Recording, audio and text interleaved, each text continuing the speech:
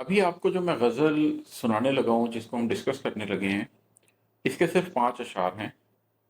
मैं बुनियादी तौर पर इसके सिर्फ पहले शेर की जो मतला है, उसी के बारे में आज डिस्कशन करना चाहूँगा। जो अगले अशार हैं, वो एक्चुअली उसी मतले का एक तसलसल हैं, वो एक बैकग्राउंड प्रोवाइड करते हैं, जिससे वो पहले शेर की मानवियत ज़्यादा खुलती है।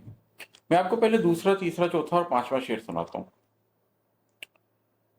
जो मेरे साथ रहा है मगर करीब नहीं, जो मेरे साथ रहा है मगर करीब नहीं, अब उसकी याद मुझे आजमाने आई है।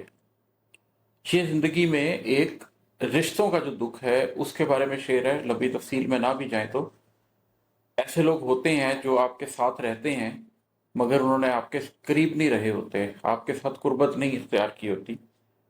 तो अब वो लोग जो आपके दिल में तो हैं, आपके साथ तो चल रहे हैं, लेकिन वो आपके करीब नहीं रहते, उनकी याद आपको जब परेशान करती है, दुखी करती है, ये हम सब लोगों के साथ होता है। तो ये एक इंसानी जज्बा है जो हमारे दिल में पैदा होता है। इसी तरह अगर मैं अगला शेर पढ़ूं, वो एक चोट किसी गुमशुदा जमाने की, वो एक चोट किसी गुमशुदा जमाने की, हमारे दिल को दोबारा दुखाने आई है।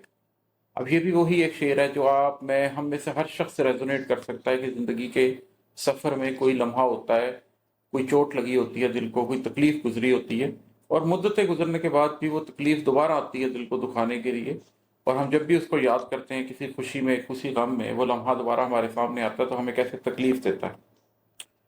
इसी तरह का एक शेर है कि तुम्हारी चाह के जंगल में मेरी सोच भी आज, तुम्हारी चाह के जंगल में मेरी सोच भी आज उदासियों के परिंदे दिखाने आई है। ये फिर उसी मानी में एक शेर है कि कभी ऐसा भी होता है कि इंसान जब किसी शख्स की चाह में होता है तो एक तरह से जंगल में फिर रहा होता है, एक बनबास लिया होता है उसने, और उसमें जो उसको परिंदे नजर आते हैं वो भी उदासियों के ही हैं। तो ये मेटाफोर है कि जिस तरह उदासी का जंगल हो, चाह का जंगल हो और उसमें उदासी के परिंदे हों, उसी तरीके से आपकी सोचों के अंदर सिर्फ उदासियां उड़ती फिरती हैं। और फिर जो मक्ता है वो है कि किसी की याद मेरी सोच से उभर के इमाद, करीने दिल ही कहीं डूब जाने आई है। आपकी सोचों में कोई चीज आती है, कोई याद आती है, और उसके बाद वो आपके दिल के पास आके आपके दिल में तकलीफ पैदा करती है, और आपके दिल में आके कहीं वो सोच डूब जाती है। तो जो एक फिक्र से तकलीफ चलती है वो दिल के अंदर आके जज्बों तक जाती है। लेकिन ये सारे जज्बात जो कि इन 4 अशार में मैंने आपके सामने बयान किए हैं, क्या अल्लाह ताला ने इंसान में ये जज्बे सिर्फ इसलिए पैदा किए हैं कि वो थोड़ा सा रो लो दे,